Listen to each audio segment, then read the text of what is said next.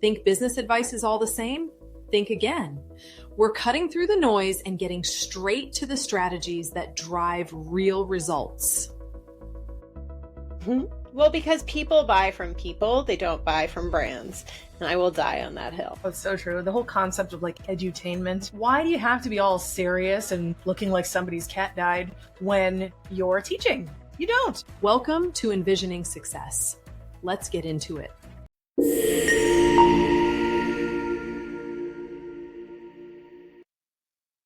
Hello. Welcome back to Envisioning Success. I am Laura DiBenedetto, joined by Julia Becker Collins, who is effervescent as always. So we were just talking about, in the last episode, magnetic content marketing and how this episode is going to be all about helping you to attract customers with your story. You remember watching Looney Tunes when you were a kid, Julia, and seeing those gigantic magnets that they used to use? Like, what was it? Wile E. Coyote always used to like try to squash the Roadrunner with big magnets. Yes. And the big red having like a core memory. Like I'm having like a whole flashback to like sitting in front of the TV on Saturday morning. That's amazing. I love it so much. Oh, God, those were the days. I think it's like Max or something where you can actually stream Looney Tunes. Oh. I was having an absolute atrocious day like a couple months ago, and I was like, what is this? Looney Tunes? I was like, yeah, we're going to go back about 30 years and have a safe moment and just watch some Looney Tunes. Safe space. Yes, it was great. So thing about magnets, aside from, cartoon hijinks and shenanigans, it's so much easier for Wile E. Coyote to get the Roadrunner to come to him if he uses a magnet. It's so much easier for you to get your customers to come to you if you use magnets. So what are the magnets in the marketing world? Stories. Let's tell some stories. So we're going to teach you in this episode how to use content marketing to tell stories that attract and retain interest and position your brand as both authoritative and relatable.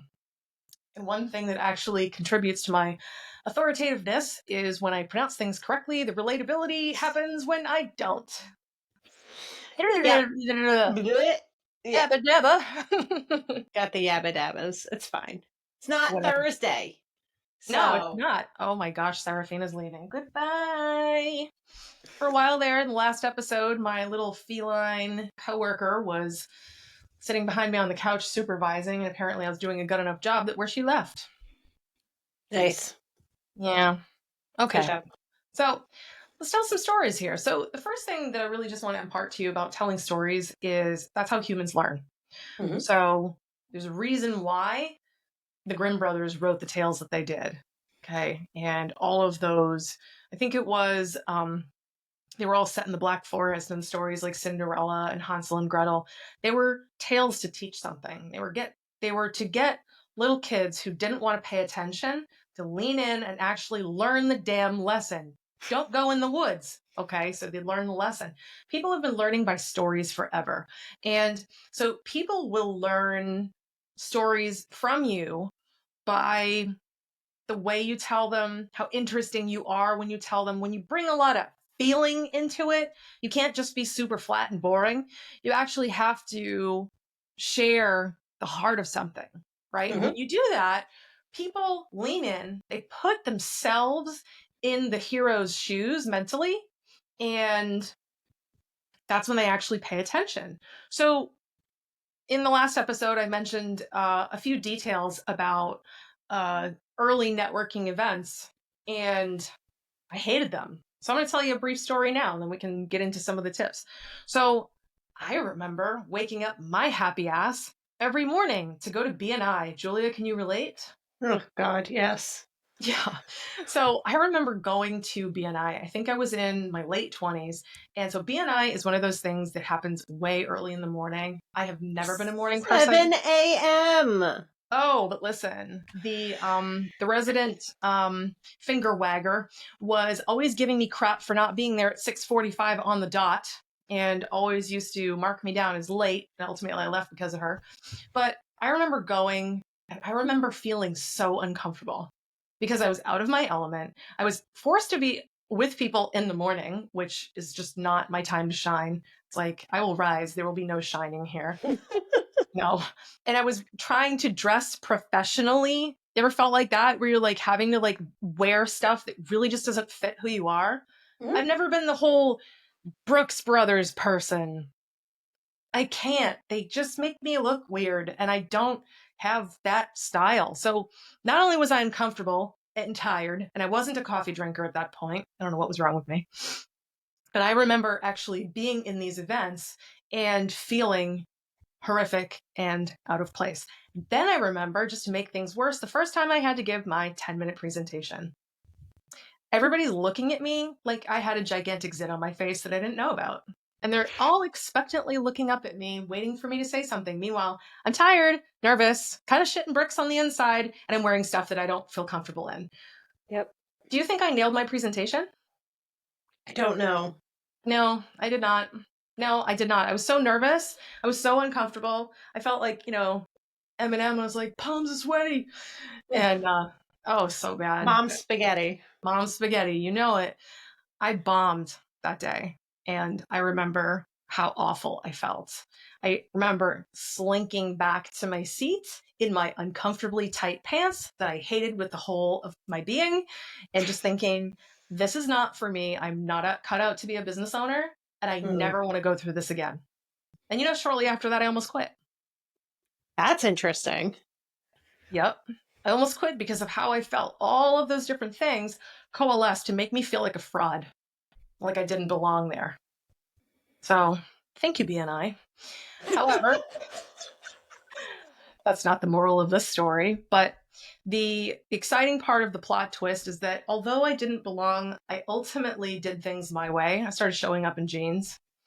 I started just punting and riffing. Meanwhile, I thought I needed to have a perfect presentation. You don't. You just need to be a real human being. Right.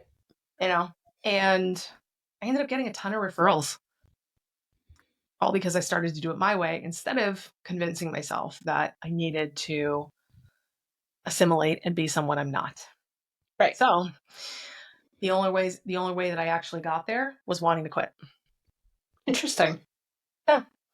So the thing about the wanting to quit is sometimes when you haven't a single fuck left to give, every day of my life, I get it. You start doing things a little differently and you stop playing by these stupid rules that you think you had to play by. So the big lesson from all of this for me was, of course you want to quit. You're playing games that you hate. And you're trying to do things in a way that's like counter to who you are. Do things the way you are and you'll be better off. So, well, 25 years later, not to ruin the ending or anything, but I didn't quit. There you go. So let's talk about storytelling. So that particular story, I talked to you a lot about my feelings. I talked to you a lot about my emotions and how I was uncomfortable and what happened to me. And to be honest, it's not the best story I've ever told. But in the case of that story, I guarantee you, anyone who's listening to this, you've wanted to quit at least once. You felt like a fish out of water. You have been to those damn events. Maybe for you, it wasn't a BNI. Maybe it was something else. And you've been to the things where you felt like, wow, everybody's in orange and I'm in blue. Great. The purpose of telling really good stories is to get people to see themselves in the story. So when you're doing that, you have so many different ways of coming at this. So today we're going to do a slightly different order. We're going to have Julia do items 1, 3, and 5, and Laura will do 2 and 4. Wild. We're getting crazy over here. I know. Just nuts. Okay. The first of our 5 actionable tips for this week is to develop a content strategy, which I know we have talked about in the past, but we're going to talk about again. You want to plan your content that addresses each stage, each step, each part, benchmark, whatever you want to call it, of the customer journey, from awareness to decision making. That you want to kind of have those little moments along the way for the customer to hear from you based on, are they deciding to buy? Are they deciding to buy from you again? Are they excited to be an ambassador of your brand, etc.? But that you've kind of already thought ahead and created a content strategy that is not reactive, it's proactive, and that it assesses and addresses each part of that rather than just kind of leaving it up to chance. Yep. Do you have any examples you can think of? I can think of a great example, and it's the one I use all the time. Okay. Old Navy loves to email everyone, every single human on the planet, about their jeans. And if you leave something in your cart, they will email you. If you were looking at something and you didn't come back, they will email you. If you bought from them 6 months ago and you haven't bought since, they will email you. And it'll all be personalized based on your specific customer journey. And it's really clear what action they're looking for you to take. It's really clear what they're selling and the price point. Oh, do you have a kitty cat on your lap now? What gave it away? So that's probably the best example. Are you laughing? Yeah. Meow. I'm not saying no to my baby girl right now. For anyone listening, we just had a little fuzzy death in the family. Our dog passed away and my cat is like extra clingy right now. And I'm sorry, but anyone listening who doesn't have a heart for that, we're not the same and you should not be listening to this show. No, I just posted something on LinkedIn that was like more cats in meetings. And if you think having a cat in a meeting is unprofessional, don't buy from us. I know. I mean, honestly, after our dog died, the cats have been like super like clingy and they need extra love. Yep. I'm not saying no. Absolutely not. So the whole thing about the planning a content strategy though, that's actually really important. And you can find so many content ideas by really understanding your avatar, understanding like who they are and some of their daddy issues, but also take it a step further and what circumstances could have potentially led them to feel that way that they do. Right. And then dig around in your own life or your own business owner journey and tell stories like that. And then they'll be like, oh, hey, I can relate. Exactly. You know? So speaking of which, let's talk about storytelling techniques. So you want to ultimately use compelling storytelling to make your brand memorable and shareable. And like I said, the story I told you, really not super amazing. I had absolutely no time to think about it. But if you think about storytelling, think about actually the story of Hansel and Gretel. It has a really compelling character set. You like the characters. You feel like they're people you can relate to. You're rooting for them. And they have a challenge. They have some sort of obstacle they have to overcome. And then there's things that get thrown at them and some sort of crazy adventure that they go on. And then hopefully at the end of it, the hero makes it out alive. That's a good story. Unless, of course, you're a big fan of European cinema, which is all about having a dark and messed up ending. Here in America, we like happy endings. So I'm going to go and suggest that to you lovingly, that we go for happy endings where you win in your story, and in your stories where your customers can relate to you, they win. They need to win. That's the important part of this. I would strongly encourage you to use feelings and emotions as much as you can. I was feeling this. I was nervous. I was scared. I was so uncomfortable. It's okay to relate those things. For me, I generally, when I'm working on storytelling, honestly, it is not my default. Okay. Telling stories, I couldn't be more opposite from my mother. My mother, she wants the entire story. She wants the bottom bun, all the meat, all the toppings, and the top bun. She wants to wrap it for you. Here you go. Here's everything. And I'm just like, sandwich.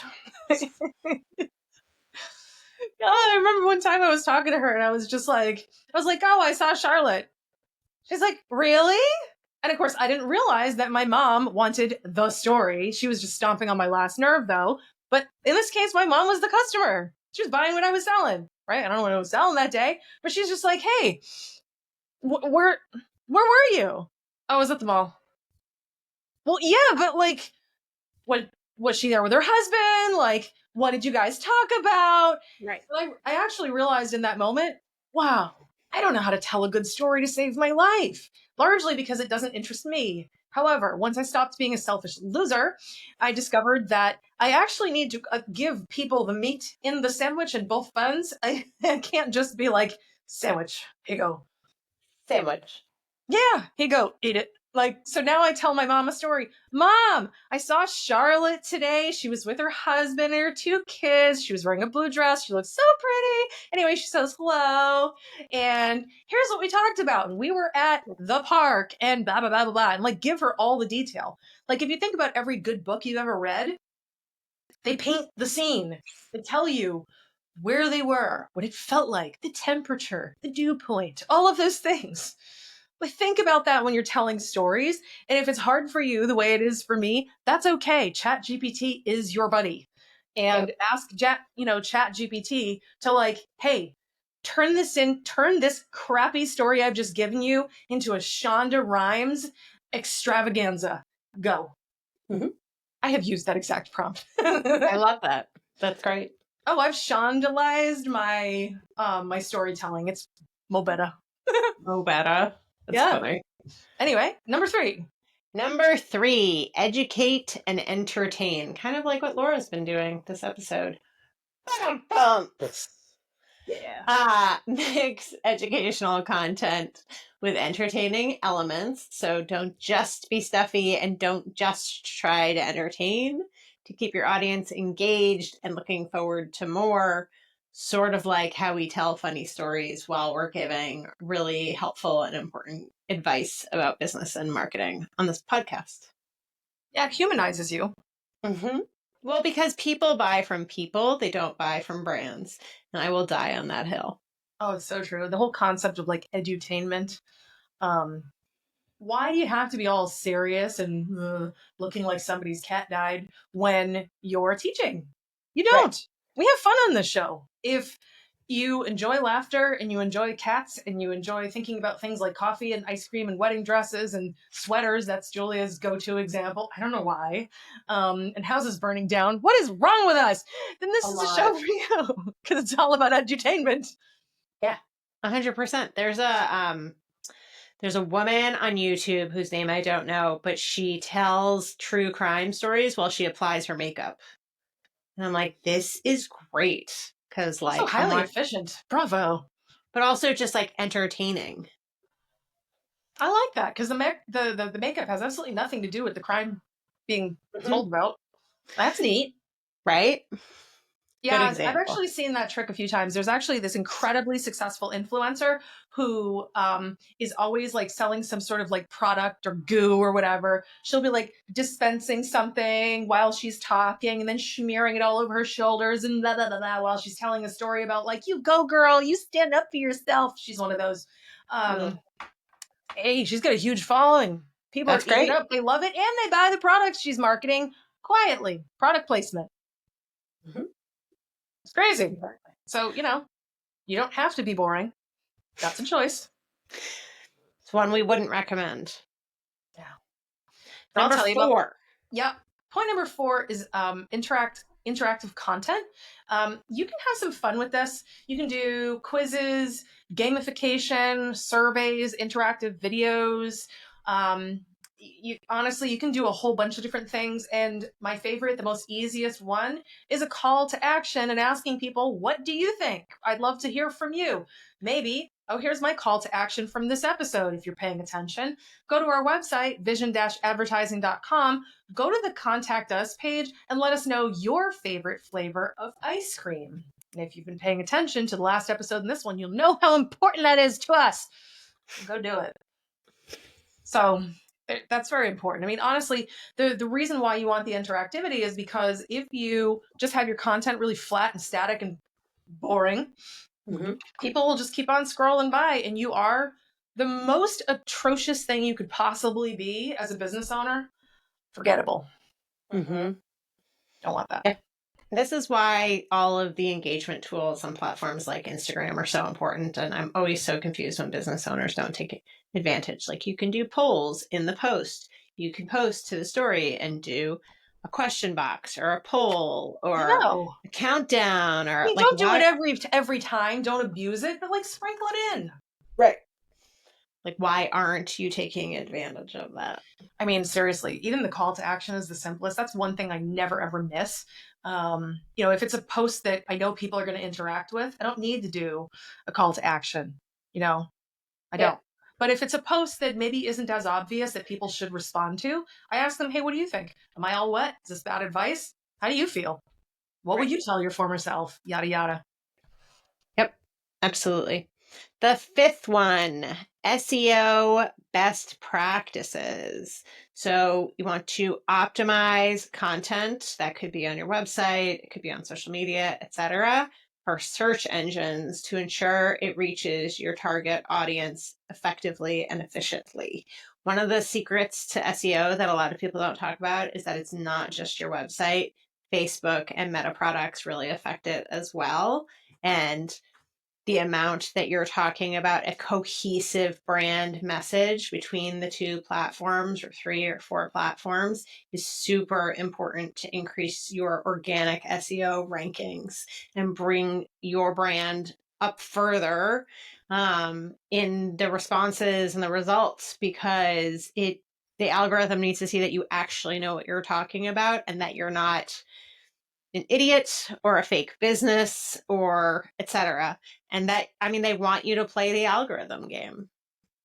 Yeah. Well, I'm actually really glad that we made it so you had 0.5, because you probably know more about that than anybody else, because turning social media content into search engine tools is something that most people don't think about. And you're constantly hammering that always. Be like, hey, this business probably doesn't need social media. Oh, but wait, yes, they do, because they need it for SEO. Because if their whole campaign is all about this, this, and this. I mean, how many times have I created a proposal for a client? You're like, yeah, we need this. Oh, yeah, we need this. And it's always the social media for SEO.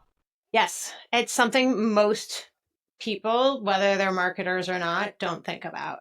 And it's not the paid side of social media, it's the organic side, but it still requires you to keep everything updated, accurate, consistent brand messaging, consistent brand imagery, etc. Even if 3 people have liked your Facebook page, it still helps with your Google results.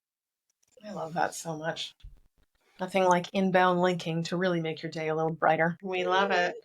Cool. All right. Well, thank you, Julia. Effervescent as always. Thank you so much for being the co-hostess with the mostest. Appreciate you. So listen, my friend, thank you so much for listening to the show. We're grateful to have you here. And if you were one of the lucky ones watching the show, you got to see a guest appearance by Serafina, the most adorable kitty cat, the fat belly in the whole wide world. So feel free to tune in and see if she's here next episode. I don't even know. We'll see. So just a loving reminder, the show is sponsored by Vision, and we've been at this for 25 years. If you have a sales problem, your pipeline's a little dry, and you're just tired of picking up the phone, maybe you'd like some marketing to do some of the heavy lifting for you to get your customers to call you instead of you calling them. We can help. Give us a call. We are at vision-advertising.com. We would love to help you. That's vision-advertising.com. Make sure that you like and rate and subscribe and do all the things. I forget the huge laundry list, but I know it's a big one. And you know the drill. We'll see you in the next episode. Bye.